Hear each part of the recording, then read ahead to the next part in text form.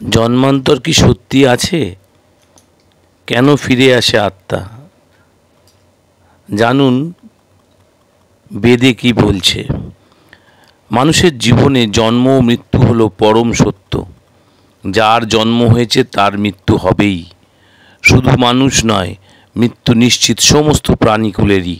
হিন্দু ধর্মে জন্মান্তরের তত্ত্বে বিশ্বাস করা হয়, অর্থাৎ মৃত্যুর পর আত্মা আবার দেহ ধারণ করে এই পৃথিবীতে ফিরে আসে।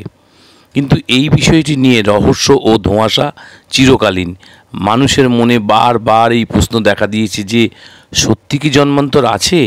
সত্যি কি মৃত্যুর পর আবার দেহ ধারণ করে ফিরে আসে আত্মা? জেনে নেওয়া যাক এই বিষয়ে বেদ ও পুরাণে কি বলা হয়েছে। বেদে জন্মান্তর তত্ত্ব। যজুর্বেদে জন্মান্তরের প্রসঙ্গটি বিস্তারিতভাবে আলোচনা করা আছে। উপনিষদে বলা হয়েছে যে এক মুহূর্তেরও কম সময় অথবা সর্বোচ্চ 30 সেকেন্ডের মধ্যে আত্মা একটি দেহ ত্যাগ করে অন্য দেহে প্রবেশ করে। গরুড় পুরাণ অনুসারে 3 দিন, 13 দিন, একটি মাসের 1/4 অথবা গোটা একটা বছর, এই সময়ের মধ্যে আত্মা আবার নতুন দেহ ধারণ করে। যে আত্মা আবার দেহ ধারণ করে না, সেই আত্মা হয় পিতৃলোক, আর নয়তো স্বর্গলোকে চলে যায়, আর নয়তো তারা উদ্দেশ্যহীনভাবে ঘুরে বেড়ায়। যেসব কারণে আবার জন্ম নেয় আত্মা।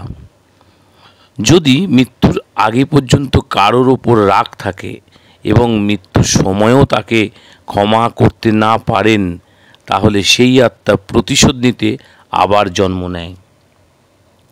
দুর্ঘটনা বা অন্য কোনো কারণে সময়ের আগে মৃত্যু হলে সেই আত্মার জাগতিক আশা আকাঙ্ক্ষা পূর্ণ হয় না।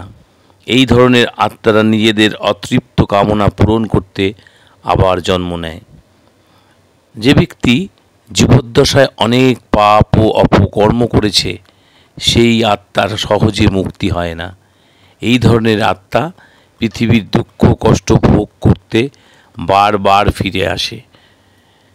যে ব্যক্তি জীবদ্দশায় অনেক পুণ্য করেছেন, তিনিও মৃত্যুর পর অনেক সময় আবার ফিরে আসেন আগের জন্মের পুণ্য ফল ভোগ করতে।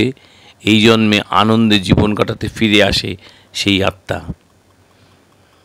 যদি কোনো ব্যক্তি নিজের কোনো সাধনা অপূর্ণ রেখে মারা যান, তখন সেই সাধনা সম্পূর্ণ করতে তার আত্মা আবার দেহ ধারণ করে ফিরে আসে।